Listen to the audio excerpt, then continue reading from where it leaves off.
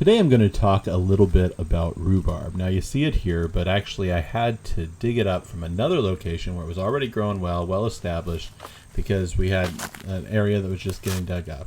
And I put it into this bucket and actually kept it throughout the summer where it was rather hot. I didn't want to transplant it right during the heat of the summer. So I kept it inside, I grew it.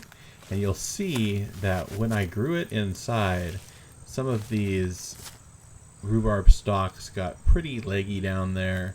I was actually impressed how well it did grow inside, but ultimately I want it to be outside for the winter and then have a good fresh crop of hopefully established rhubarb in the spring. So I decided to go ahead and bring it out.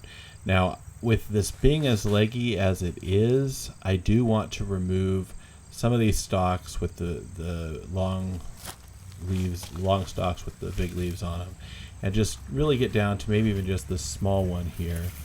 Now, I'm hoping that this will let it focus on really getting its roots developed, but obviously I'm taking away an energy source too.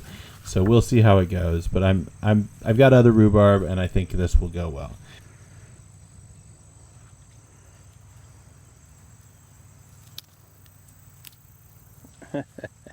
Oops. Well, I pulled off the small one after all. At least there's a leaf left. Hope it'll go well. But that's my update for now. If you guys have any questions, feel free to leave them in the comments below.